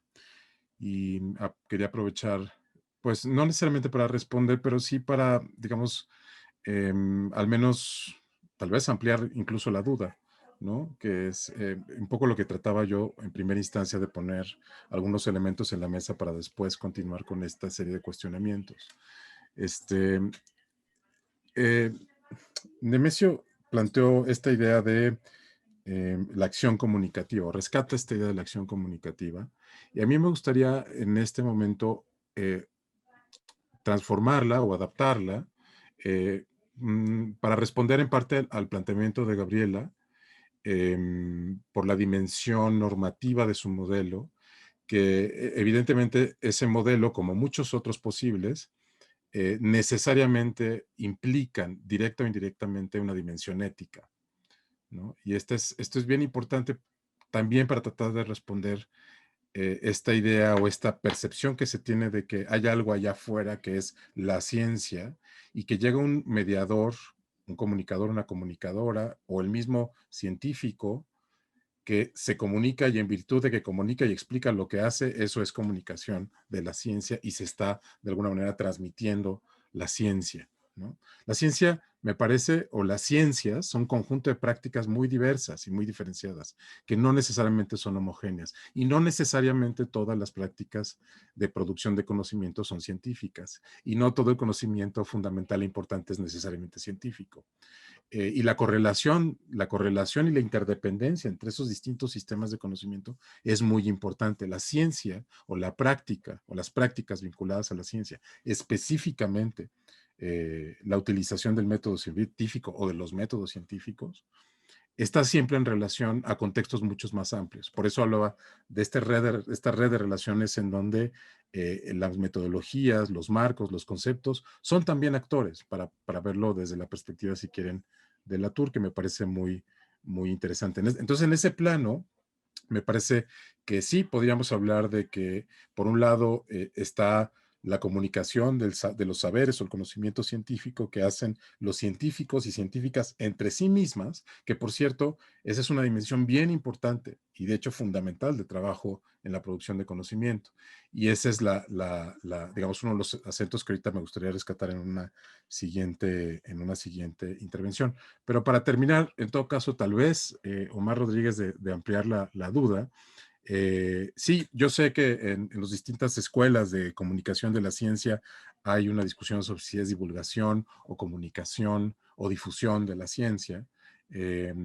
Y por supuesto los detalles y las minutas de esas discusiones son importantes, pero creo que en el fondo lo importante que se plantea en términos éticos es la necesidad de que estos sistemas sociales en los que vivimos, el conocimiento, por un lado, sea compartido, no solamente como datos, como información, sino también como experiencias de vida. El conocimiento también es una experiencia de vida, es una forma de vincularse con las cosas, con los átomos, con las moléculas, con las plantas, con el aire, con el agua, con el Internet.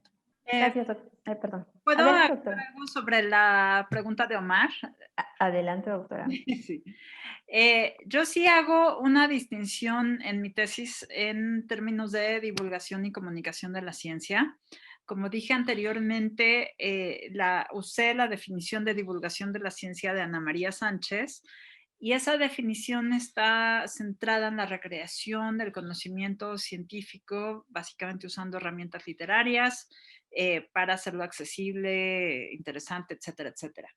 Plantea una transmisión de conocimiento unilateral y se queda básicamente en el asunto de la forma.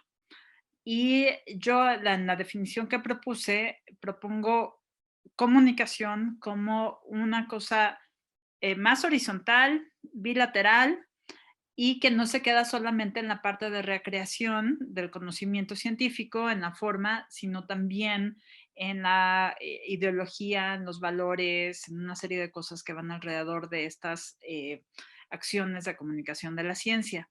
Entonces, bueno, desde luego no hablé de todo eso en mi presentación porque mi tesis es larguísima, pero básicamente esa fue la distinción y fue una cosa que me llevó muchísimas discusiones con Ana, y tuvimos algunas cosas en las que estuvimos de acuerdo, otras que no. Fue una gran tutora porque había cosas en las que ella no estaba de acuerdo, pero en esta acción de entendimiento me decía, ok, veo por dónde vas y eres la siguiente generación y vas por otro modo. Entonces, para mí esa es la distinción, pero en otras escuelas es diferente. Y también, pues yo sí considero difusión de la ciencia como la comunicación entre científicos, digamos, ¿no? Como la transmisión de conocimiento entre científicos.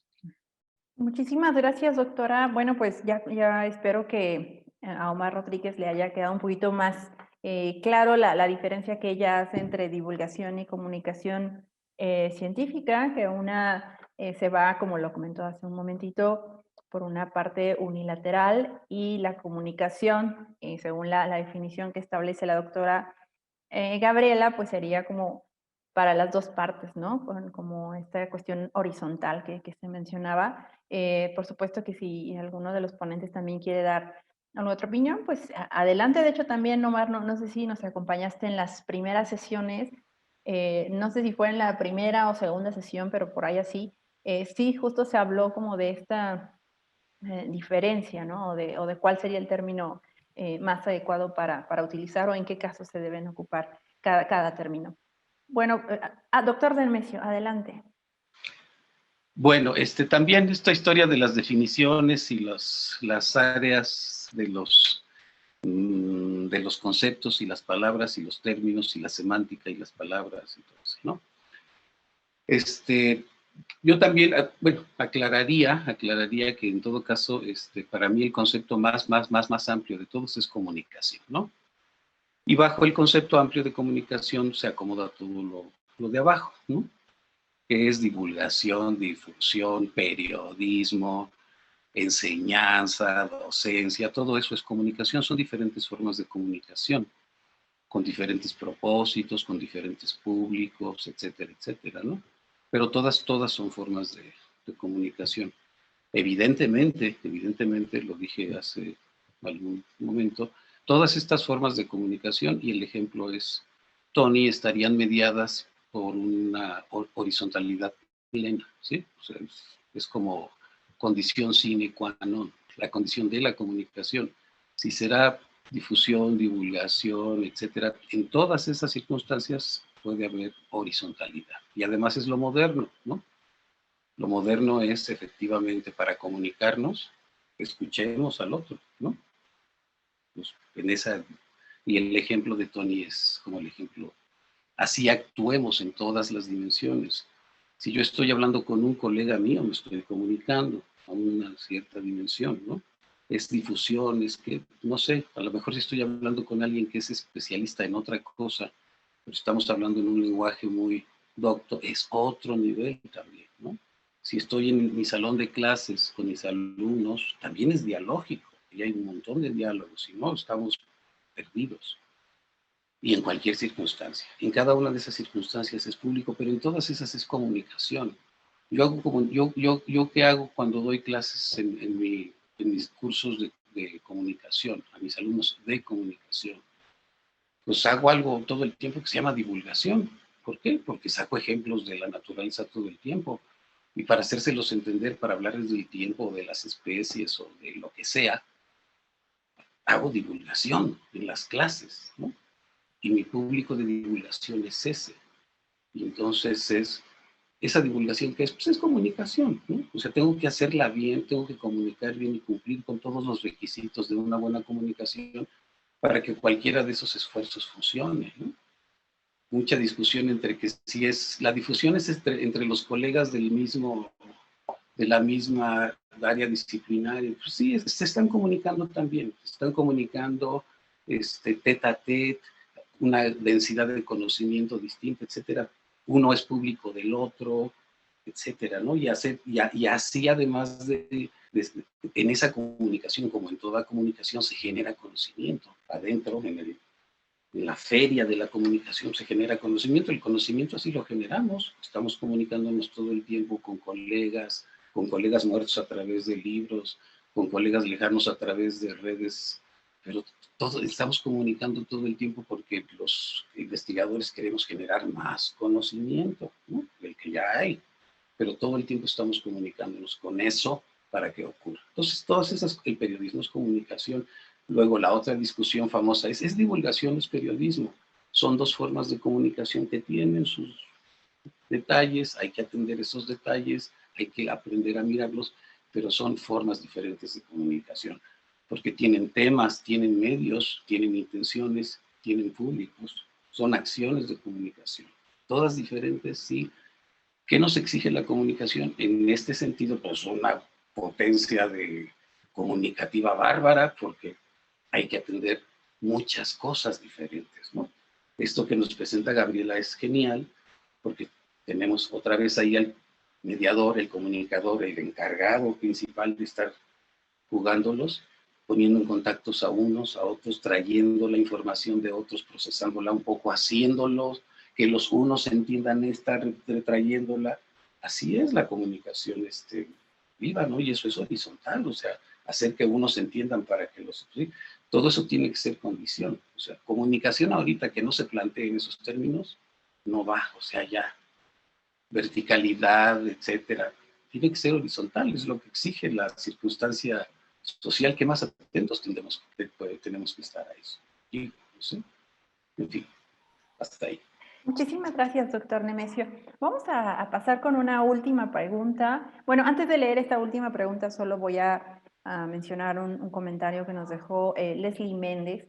Ella nos dice que crear confianza es la base de cualquier experimento de comunicación, que eso es muy complicado desde su experiencia. Bueno, no lo plantea como pregunta, es más como un comentario que nos deja, solo quería mencionarlo. Y bueno, vamos entonces con nuestra última pregunta, que es de Nancy Mena. Y ella nos dice, ¿cómo influyen o cuáles serían los mejores modelos para la divulgación de la ciencia durante la pandemia o posterior a la pandemia? No sé. ¿Alguno de ustedes quiere comentar algo al respecto? Yo nada más voy a decir que es el premio a los 64 millones, a quien sepa de eso. Justo es algo que a mí me ha tenido intrigada y que quiero estudiar a fondo, y la verdad es que no sé, porque esto nos ha movido de tantas maneras que es difícil saber qué modelos se están usando incluso y cuáles son los más efectivos. Y para quiénes, porque de pronto han surgido algunos comunicadores de la ciencia como Javier Santoalla se llama, es divulgador de la física, o gente muy joven que hace casi videoclips y cosas muy complicadas que tienen mucho éxito, o está la gente que da pláticas por Zoom, o está la gente que graba diferentes cosas. Entonces, la respuesta es no sé, pero estoy intrigada y eso es justo lo que quiero investigar ahora. Muchísimas gracias, doctora Gabriela. Doctor Dorce quería comentar. Sí, sí, de acuerdo. Creo que no hay... la provocación de invitarlas o invitarnos a pensar sobre el problema de la incertidumbre es para pensar la comunicación de la ciencia desde la incertidumbre, como un concepto que tiene implicaciones epistémicas, por supuesto, y tiene implicaciones, tal vez las más importantes, son las éticas.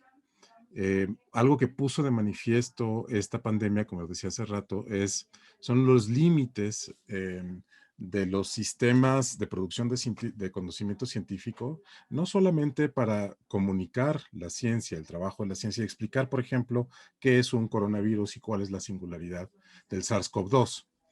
Ese es un desafío singular y que puede ser respondido, como dice Nemesio, en muchos formatos y en muchas modalidades. Y me parece que en principio, si tuviéramos que hablar de un posible modelo adecuado, tendría que ser un modelo en principio inclusivo de la diversidad de formatos, lógicas, estéticas, ¿sí? E incluso conceptos.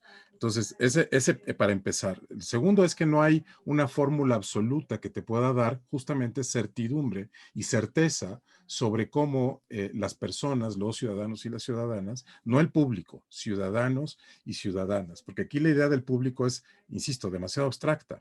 Es hablar como de la sociedad en abstracto. Cuando hablamos de ciudadanos y ciudadanas, estamos hablando de personas que están en un proceso de formación muy específico para adoptar decisiones responsables en función de conocimiento existente y el entendimiento de ese conocimiento. Es decir, el ejercicio también de ese conocimiento. Lo que puso de manifiesto esta crisis social a nivel global es la limitación sistémica por momentos de los sistemas de producción de conocimiento para, llamémosle, divulgar, comunicar, informar sobre lo que está pasando, por un lado, pero no solamente la incapacidad por momentos o las limitaciones institucionales, políticas, normativas con las que se tiene para poder operar efectivamente, sino también la realidad de contextos sociales diversificados y muy contrastantes en términos de los capitales culturales que se movilizan para interpretar la información y el conocimiento sobre una crisis de este tipo.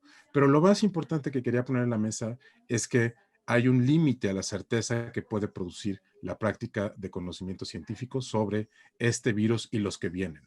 Hay un límite.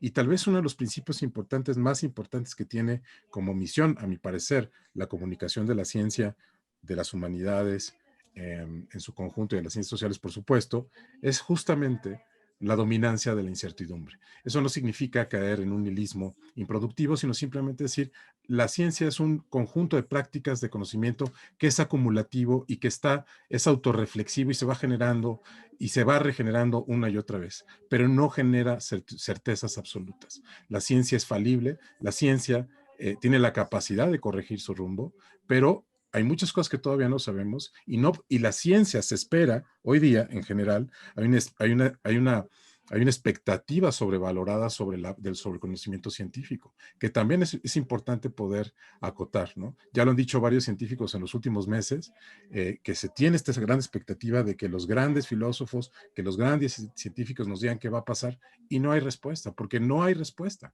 Es algo que se está discutiendo y en ese caso, y en todo caso, se está construyendo en términos de la experiencia empírica organizada en formas de conocimientos específicos, pero también en términos de proyección normativa. Muchísimas gracias, doctor André. Doctor Nemesio, quería participar.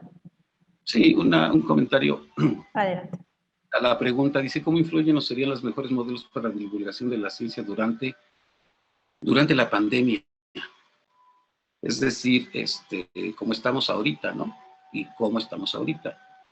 Pues estamos viendo la tele, ¿no? O sea, no podemos, todo lo estamos haciendo viendo la tele genéricamente, nos estamos viendo en pantallas, estamos trabajando, estamos haciendo seminarios y todo lo estamos haciendo. Entonces, durante la pandemia tenemos que utilizar este medio. Es un medio audiovisual, ¿sí? Es un medio que hay que grabar, se puede producir, se puede más, menos producir, se pueden hacer superproducciones, se pueden hacer animaciones, se pueden hacer muchas cosas. La respuesta es esa, ¿no? Durante la pandemia estamos ahorita como estamos y tenemos que utilizar este medio. Ya después podremos volver a hacer festivales, bailables, encuentros, conferencias, toda la otra mediática que normalmente utilizamos. Ahorita tenemos que utilizar esta. Entonces, el modelo mejor pues es hacer en este medio lo mejor posible, ¿no? Y se pueden hacer muchas cosas. En medio audiovisual se pueden hacer muchas cosas. Sabemos que se pueden hacer montones de cosas y lo que tenemos que buscar es qué es lo que hacemos en este medio, ¿no? El modelo, pues, adentro del medio, el modelo que puede ser, que implica pensar en un modelo, implica pensar en cómo hacerlo bien, volver a pensar en qué tema voy a usar, qué público va a ser de alguna manera y con qué intención, ¿no? Ese es el modelo. ¿Qué quiero? ¿A quién? ¿Y qué es lo que voy a tener que hacer? Pues algo en video, ¿no? Algo en video, una conferencia en vivo o grabar algo y enviarlo, porque lo van a ver o en la computadora o en el celular o en la o en cualquier cosa que tenga una pantalla, ¿no? Así se va a consumir durante la pandemia. Ya después, ya veremos, podremos regresar a los museos y otras cosas, pero entonces ahorita hay que hacer buenos materiales de video, buenos no, geniales, porque la competencia está bárbara y ya nada, o sea, como todo lo consumimos así, pues ahorita, durante la pandemia estamos todos hasta acá de estar viendo y viendo y viendo la tele, ¿no? Durante la pandemia. Totalmente de acuerdo, doctor Nemesio. Muchísimas gracias. Y bueno, pues el tiempo se nos está yendo, así que vamos a dar paso a ya nuestra sesión, nuestra parte final, que son las conclusiones. Así que nuevamente le voy a pedir al doctor Nemesio su colaboración para estos 5 minutos que tiene para sus conclusiones. Así que adelante, doctor. Modelos de comunicación de la ciencia se llamaba esto, se llama. Hay muchas maneras de mirarla. Afortunadamente no hablamos aquí del más famoso de los modelos de comunicación de la ciencia, que es ya el histórico y desterrado modelo del déficit, ¿no? Pero que durante décadas mantuvo nuestra atención académica, nuestra reflexión sobre la comunicación de la ciencia ahí, mantuvo nuestra atención en el modelo de déficit, que pues yo nunca lo vi, nunca lo conocí, pero años vino, años fue, ¿no? Entonces, lo que quiero decir es que, bueno, cuando hablemos de modelos, en cualquier circunstancia y en comunicación de la ciencia, que nos quede claro a qué nos estamos refiriendo. Aquí hablamos de modelos de diferente índole, ¿no? De diferente naturaleza, por supuesto. Yo presento uno que tiene que ver con lo que tengo que hacer, las consideraciones, mi modelo dice las consideraciones que tengo que hacer para abordar una acción comunicativa con pretensión de que termine bien, ¿no? Como comunicador, como grupo de comunicación, como institución de comunicación, ¿no? Ahí está. Este modelo que nos plantea Gaby es, insisto, sensacional en ese sentido de que abre el otro frente de la comunicación hacia otro lado también, y entonces se hace estelar, ¿no? Se hace una constelación ahí de comunicación que lo que hace es ampliar el modelo, lo hace mucho más moderno y nos muestra también cómo cada una de las partes se va nutriendo de los diferentes conocimientos en diferentes disciplinas de las otras partes del modelo para que al final de cuentas van haciendo una construcción colectiva, ¿no? O sea, la intervención del mediador, del público y de los especialistas al final de cuentas resultan en una construcción colectiva definida y además matizada por las necesidades de todos, ¿no? Esta es otra manera de mirar un modelo, ¿no? En comunicación de la ciencia, el de déficit, el mío, el que plantea Gaby, y luego si le preguntan por ahí a cualquiera, pues bueno, el modelo para la comunicación ambiental, ¿no? Entonces a veces desde las disciplinas hablan de diferentes modelos. ¿No? Lo que nos queda claro es que aquí hay una amplia necesidad, una riqueza de necesidades, por lo mismo una riqueza de soluciones, ¿no? Y eso es lo que eso nos permite poder estar trabajando aquí, ¿no? Tantos públicos, tantas temáticas científicas, tanta necesidad de atender situaciones muy concretas, pues lo único que nos hace es tener un panorama complicado por todo lo que necesitamos saber de los públicos, de los temas, etcétera. La profesión de la comunicación de la ciencia es exigente, muy exigente en ese sentido, todo lo que requiere uno de armamento para poder llegar a un buen final, pues implica toda esta complejidad, ¿no?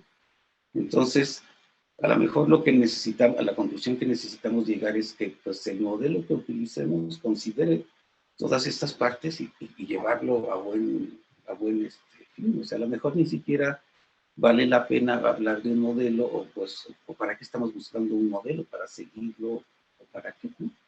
O sea, identifiquemos lo que es modelo en cada una de nuestras acciones para que podamos continuar adelante. Muchísimas gracias, doctor Nemesio, por supuesto, por sus consideraciones muy importantes y para todos nosotros. Vamos a dar paso entonces a la doctora Gabriela. Doctora, tiene 5 minutos para sus conclusiones. Muchas gracias. Pues primero que nada, pues fue una discusión, una plática súper estimulante con André y con Nemesio. De verdad ha sido un placer. Y justo ahorita que André mencionaba a mi maestro León Olivé, me hubiera encantado saber qué hubiera dicho de cómo se están dando las cosas ahora en la pandemia. Creo que hubiera tenido mucho que decir al respecto. Y bueno, ahorita alrededor de estas preguntas y planteando lo de los modelos de comunicación, pues efectivamente todavía nos falta tomar distancia y reflexionar acerca de lo que está pasando ahorita. Pero yo ya estoy pensando como en el tipo de modelo que nos permita tener comunicación horizontal, digamos, tomar en cuenta el pluralismo, el multiculturalismo, realmente tener un diálogo para llegar al entendimiento en la tele, como dice Nemesio, en versión Zoom. Y entonces ahí yo creo que León Olivé hubiera empezado por decir pues que hay una brecha digital, ¿no? Desde luego la gente que no puede acceder o la gente que puede acceder a ciertas cosas y una vez que acceden, cómo se llevan a cabo estas acciones comunicativas. Entonces, pues realmente yo me quedo con ganas de investigar, de seguir reflexionando, de seguir platicando sobre estas cosas y de plantear pues lo que sigue, ¿no? Las nuevas visiones de la comunicación de la ciencia durante y post pandemia, porque muchos de nosotros tenemos la esperanza fuerte de que las cosas sean algunas de ellas como antes, los museos, los eventos, etcétera, etcétera. Pero hoy en día no sabemos cuánto va a durar esto y qué remanentes va a dejar. O sea, si el mundo digital va a seguir en parte, si vamos a vivir en una modalidad híbrida, ¿qué va a suceder? Entonces creo que lo que viene es muy interesante para la reflexión teórico-práctica y pues bueno, todavía falta mucho que investigar. Eso es todo. Muchas gracias. Gracias a usted, doctora Gabriela, por supuesto, por su participación en esta primera sesión para usted. Esperemos que no sea la última. Y bueno, vamos a... Gracias, doctora, perdón. Vamos a dar paso entonces a nuestro último ponente. Doctor André Dorset tiene 5 minutos para sus consideraciones finales. Muchas gracias, Elia, por la invitación, por la moderación, por la mediación.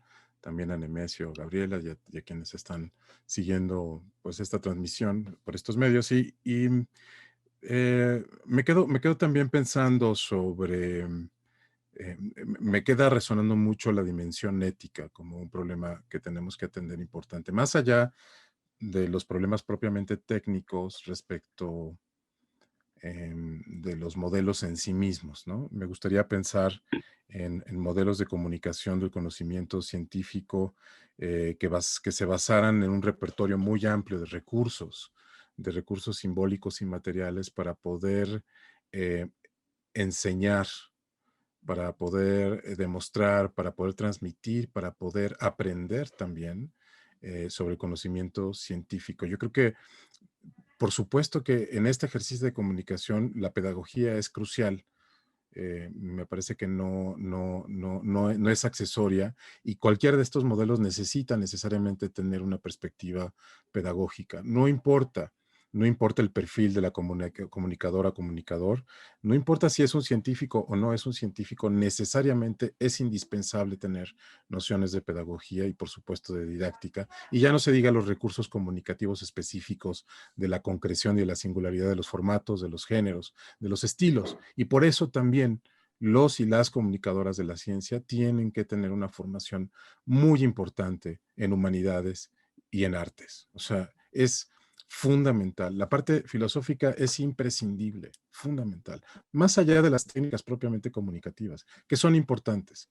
Pero si somos ciertos al mandato ético de poder responder y generar una auténtica interacción comunicativa, en el sentido que Nemesio en algún momento mencionó de generar identidad, es decir, también una suerte de unidad desde la diferencia, tenemos que estar abiertos y abiertas a cuestionar precisamente los esquemas desde donde estamos operando y generando estas preguntas, especialmente cuando hablamos de nociones como interculturalidad, más que de pluriculturalidad. Me parece que es más importante rescatar o en todo caso discutir, pero me parece que es mucho más productivo hablar de interculturalidad, porque de lo que habla son de los procesos y las formas de organización social que permiten comunicación e interacción entre grupos distintos, que tienen distintas lenguas, que tienen distintos idiomas, que tienen distintas prácticas, usos y costumbres, y cómo se modifican los unos a los otros en esa interacción.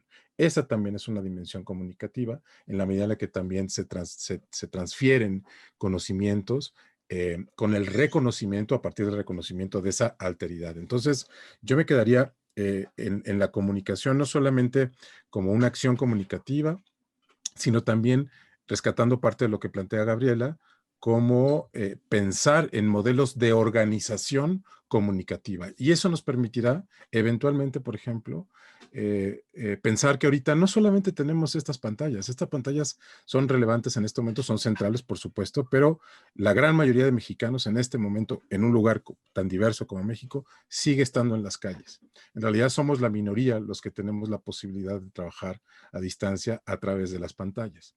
Entonces hay mucha gente que sigue utilizando el metro, hay mucha gente que sigue utilizando los sistemas de transporte. O sea, la ciudad también ofrece una materialidad comunicativa en ese sentido que hay que explorar más allá de las pantallas. Ahí están las instalaciones increíbles que hacen los artistas y que ya han comentado Gabriel y Nemesio, que también se pueden hacer en el espacio público abierto. En fin, hay muchos recursos y la idea es pensar transmedialmente, por supuesto, con una ética que sea capaz de decir, aquí nos podemos organizar de mejor manera para comunicar mejor la ciencia, ¿no? Gracias. Muchísimas gracias, doctor André, justo a tiempo. Gracias también a usted por participar en esta primera sesión que es para usted y esperamos también poder contar con usted en sesiones posteriores. Bueno, pues hemos concluido entonces con la sesión del día de hoy. Permítanme compartir mi pantalla nuevamente. Ahora queremos entregarles como cada semana la constancia de participación de manera virtual, como todo ahora estábamos comentando. Se las vamos a hacer llegar, por supuesto, a sus correos electrónicos, pero bueno, las presentamos aquí, le doy lectura. La Universidad Autónoma Metropolitana y la Sociedad Mexicana para la Divulgación de la Ciencia y la Técnica AC otorgan la presente constancia al doctor Nemesio Chávez Arredondo por su participación como ponente en la 13ª sesión de los miércoles de divulgación de la ciencia de la Jornada de Divulgación Científica UAM Somedifit, con el tema Modelos de Comunicación de la Ciencia. Firma el doctor Joaquín Flores Méndez, coordinador general para el fortalecimiento académico y vinculación de la UAM, y el doctor Ernesto Márquez Nerey, presidente del Consejo Directivo de la SOMEDICIT 2020-2022, Ciudad de México, a 10 de febrero del 2021. Muchísimas gracias, doctor Nemesio, por supuesto, por todo el apoyo que usted nos ha brindado, porque aparte esta es una iniciativa, pues en realidad desde su parte, y también por participar ya en esta, que creo que es su 4ª sesión, si no me equivoco. Muchísimas gracias. También tenemos la constancia, por supuesto, con el mismo texto para la doctora Gabriela Frías Villegas y, por supuesto, para el doctor André Dorcé Ramos. Muchísimas gracias a todos ustedes por habernos acompañado el día de hoy, y no me resta más que invitar a todos los que nos acompañan todavía en esta sesión para la sesión de la próxima semana, el miércoles 17 de febrero, que será nuestra sesión número 14, y para este día tendremos el tema Literatura y Divulgación de la Ciencia. Así que, pues muchísimas gracias. Les dejo ahorita en el chat el enlace para que recuerden registrarse en el enlace previamente para que yo les pueda enviar un día antes los datos para la sesión de Zoom. No sé si ya les llegó el mensajito, creo que no les llega todavía en el chat, pero bueno, estoy dejando ahí el enlace para que se puedan registrar para la siguiente sesión. No olviden compartir este evento con sus colegas en todas sus redes para que esta comunidad de divulgadores y de interesados, por supuesto, en la divulgación o comunicación de la ciencia se haga cada vez más grande. Muchísimas gracias a todos por su participación y pues que pasen una muy bonita tarde.